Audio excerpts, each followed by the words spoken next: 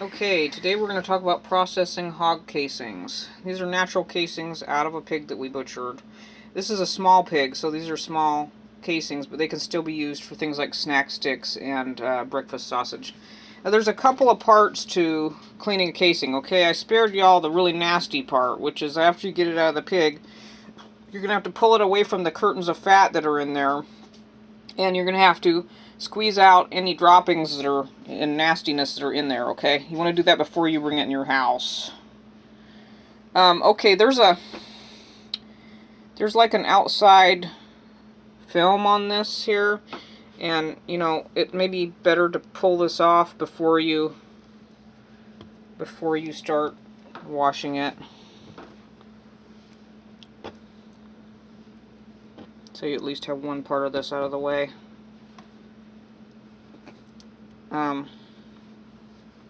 Well, if there's more, I'll get it in a minute.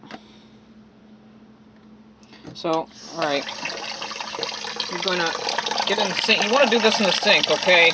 So you'll be able to rinse it. You find the end. I'm just doing a short piece here so it'll be easy. See here, the end here? And you're going to run water through it. And it's going to kind of blow up like a balloon. I say it's supposed to be blowing up like a balloon. It's really not doing it. It must have a hole somewhere. Either that or it's simply not long enough to really do that. I'll show in a longer piece here what it's supposed to actually do. I've got it in a bowl here just so I can somewhat control what's going on.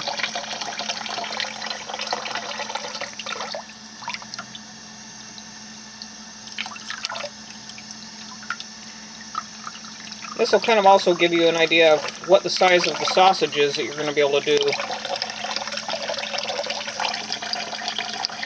So that is, like I said, sort of a breakfast sausage size. These are mini pigs. Yeah, these are Kuni cross. They're Kuni Potbelly Juliana. And we find for our homestead that they work just fine.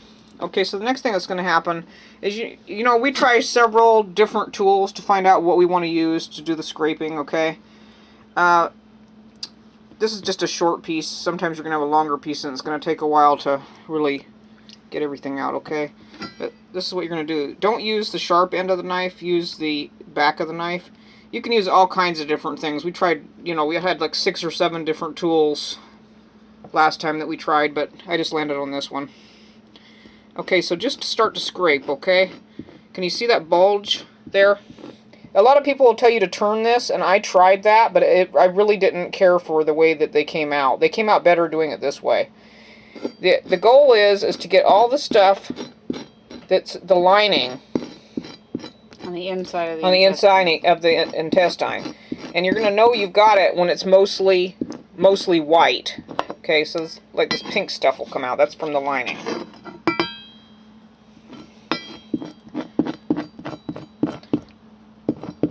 I forget what the ratio is, but when you get done with this, you're going to put this in salt water, and that'll store pretty much indefinitely.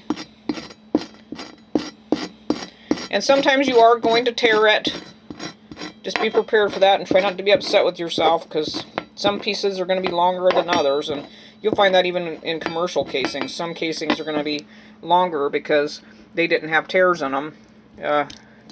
Some pieces are shorter.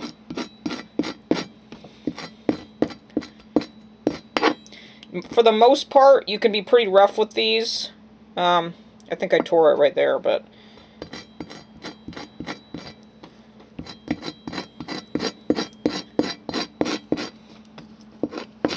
it takes a lot more than you think it does to get everything out.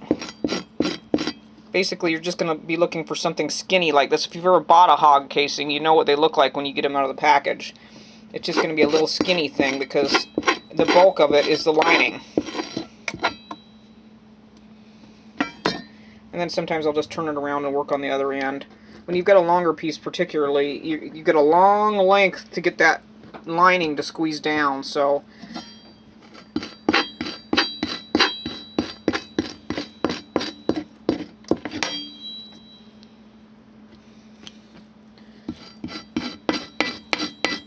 And then you just rinse it again? Do you rinse it with anything special or just rinse it? No, I just rinsed it again with plain old water when I got done. And then I put them in a container of salt water in the fridge. I accidentally froze these because our one refrigerator has a shelf that gets too cold, and so now I'm not exactly sure what will happen, but hopefully they're okay. You want to do these as quickly as possible after butcher. Yeah, this is the next day after we butchered. I definitely made some holes in that. I'm going to have to look at whether I need a different tool. You're getting materials off the outside and the inside when you do this. It's hard to believe that works without turning it inside out, but it was just a nightmare to turn it inside out, and it just didn't really seem to work.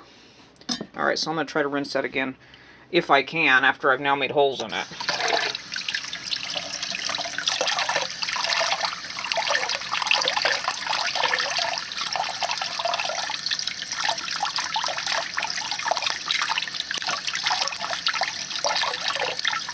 I'm doing really good. I can't even find the end.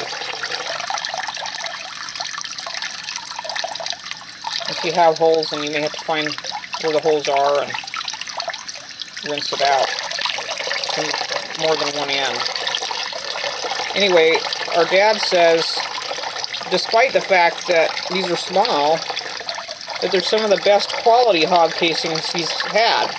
Because he's bought them from several different sources, and some of them are just absolutely terrible.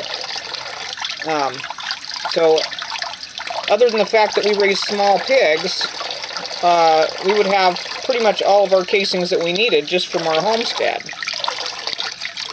But he likes to do other things too, so, you know, bigger bratwursts and stuff, so he ends up having to buy bigger casings. Yeah, there it is, cleaning our own pig casings at home for sausage.